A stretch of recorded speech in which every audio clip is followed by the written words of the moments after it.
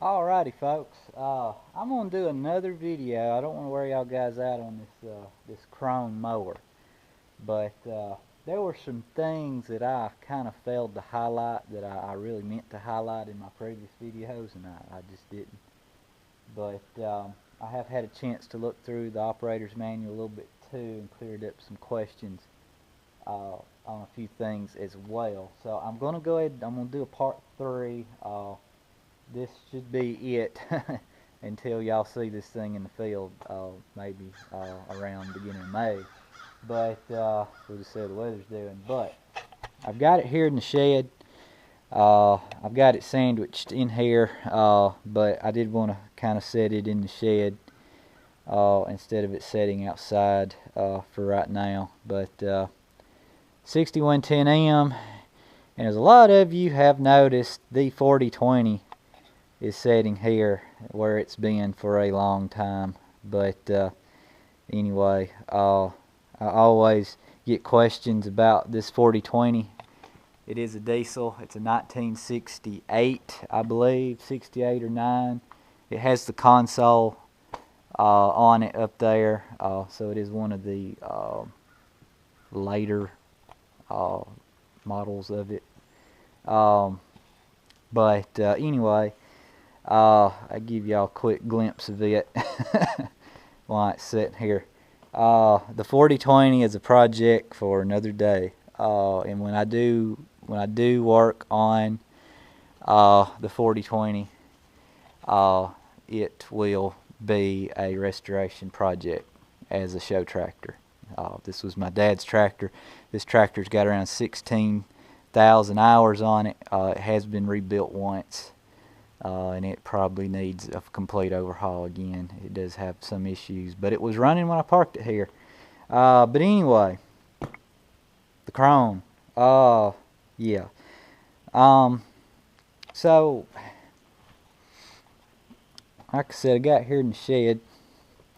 One of the things I failed to point out was if I did leave it outside the shed, how they have put these nifty little holes in the tarp here so it won't hold water. I'll show you on my Vicon here in a minute because I'm going to go over and show you something else on it. But that's a good idea. It does, these holes here I think are directly over the bar, so it will let water get down there on the bar. But you know, that tends to, anytime these things hold water, it kind of stretches them out and they just get nasty looking and everything. Another thing, and I see this on a lot of mowers now of various manufacturers, is this guard right here, and they've even doubled up this tarp right here. It's 2-ply thick of this material. This is an area, and I'm gonna go over and show you this on the Vicon, that always rips out on the previous mowers we have. This area always tears out first. Just because it's brushing. You know, if you go around the edge of a field, you're brushing stuff, and even when you're out in the field, you know, this is kind of running into the hay there on the end that it's not exactly maybe cutting, but it's wearing on the edge of that tarp constantly. So they put this bar on here, and like I said, you see that on a lot of manufacturers. I wish it had come on out a little bit further. Actually, you know, it did on this side.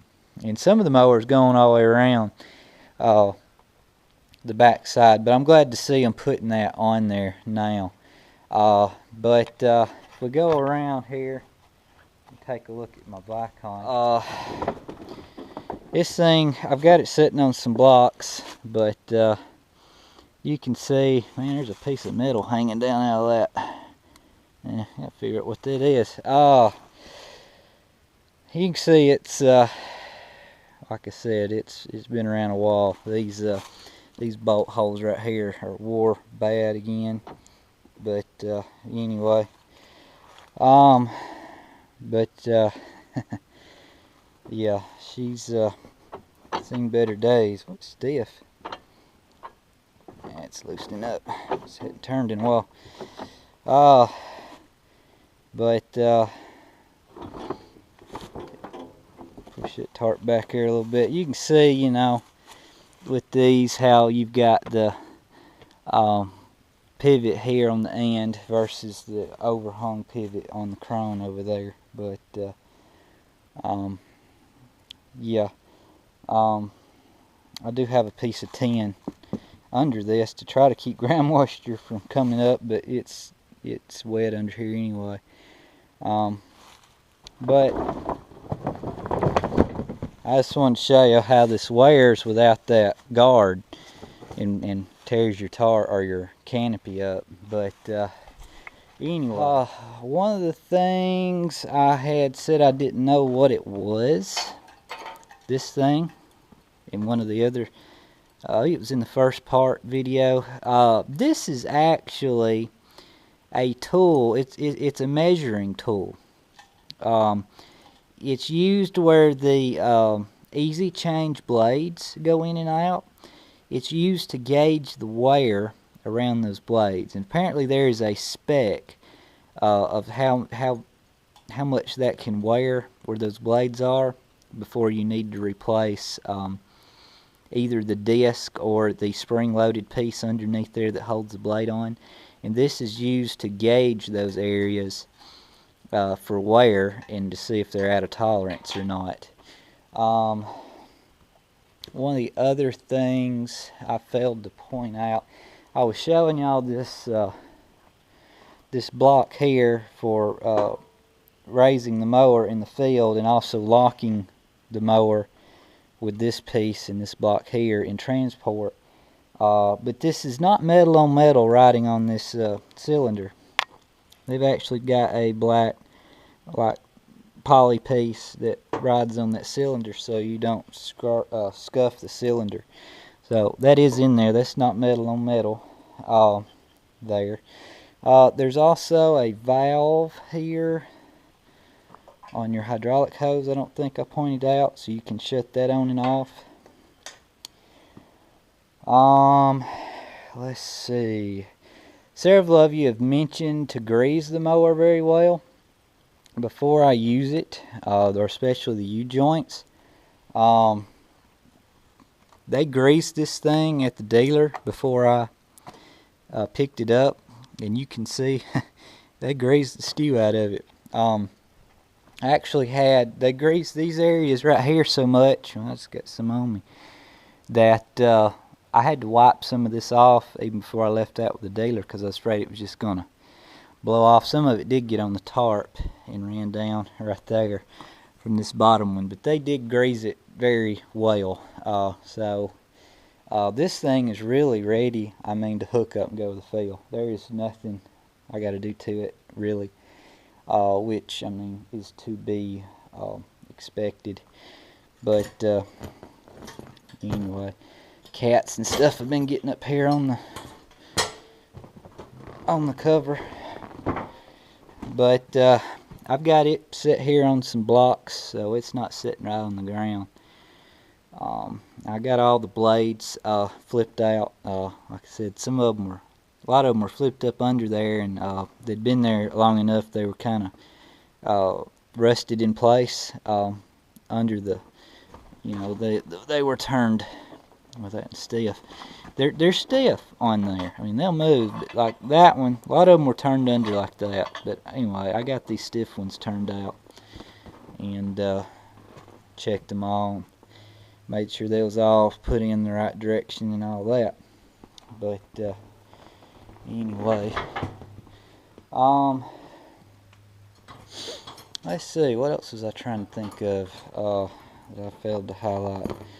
But anyway, I think that's about all I can remember. It's not like I thought of something else, but oh well, I'll think of it later. I don't know if I pointed this out or not. This piece right here is part of your spring tension that you set for how much tension you want on the bar, or how much float you want of the bar, I guess you could say, on the ground. When you unhook the mower, you leave this up like this, but when you actually get ready to use the mower, once it's hooked to the tractor, you push this down, it'll lock in here because this will push back. And you've got 5 holes here you can set this in to adjust your float or pressure on the bar. But anyway, it's got a nice little holder here for your PTO shaft and all that. It's got this piece here that looks like it's to hold your hydraulic hose, but it won't fit.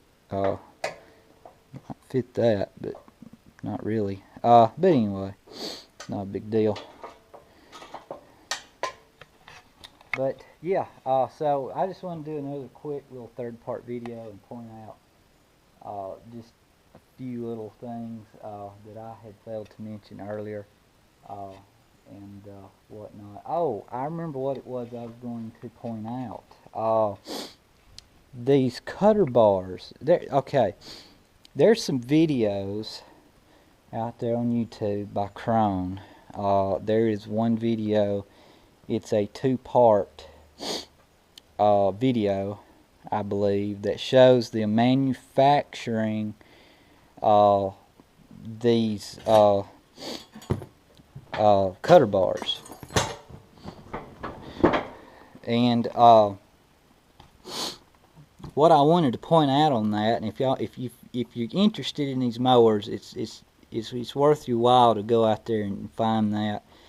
Where they're building these over in Germany, but they've got a very interesting manufacturing process on these mowers, on these cutter bars in particularly, and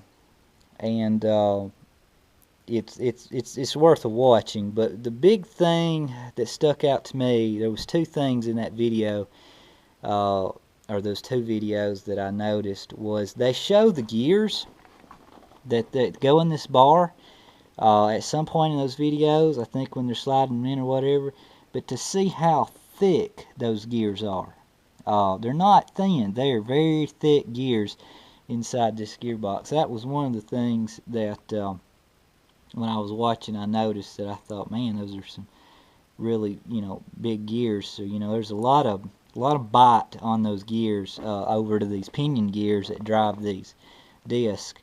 The other thing that I really found interesting was, and it may be in the 2nd-part video of that Krone did, when they get this bar built and the gears in it and it's kind of put together, there's a 2 processes they go through here that's very interesting. One is they put this bar on an elevated kind of slant, and they hook a electric drive up to the bar somewhere, and they actually spin the bar up at a low speed, and they do a full speed test on it later on, but the first one they spin it up at a low speed, and it's before they have the ends on the bar, so there's really no gear oil in the bar. And what they do is they use they actually flush this bar while it's turning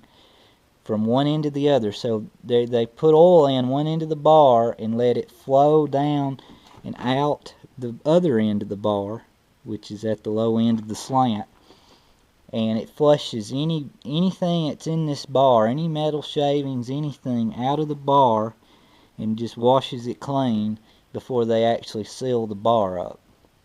Now, after they do that and they do seal the bar up, they actually pressure test the bar.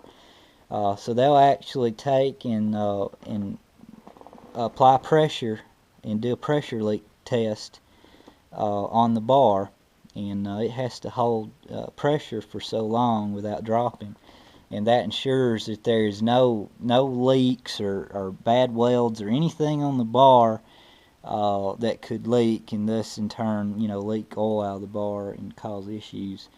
And that was the thing, the 2 things I found interesting on those videos. So if you're interested in one of these, I'd say go out there and do a search and find those. Like I said, it's a two-part video, and it's interesting to watch how they put these together. But their manufacturing process seems to be top-notch, is basically what I'm getting at. And excuse me, I found those interesting. So anyway, that's that. I'll shut up. I got other things I need to do, and this will be the final part to the Krone mower. And I wasn't really going to do this part, but I wanted to throw that little bit more information out there because I meant to in the original videos, and I was kind of in a hurry doing those, and I didn't get it done. But anyway, there she sits till it's time to cut hay. So that's that. Thanks for watching. Questions, comments below, and again, I appreciate all y'all taking the time to watch these if you made it this far and whatnot. So again, thanks. See ya. Stay tuned for more.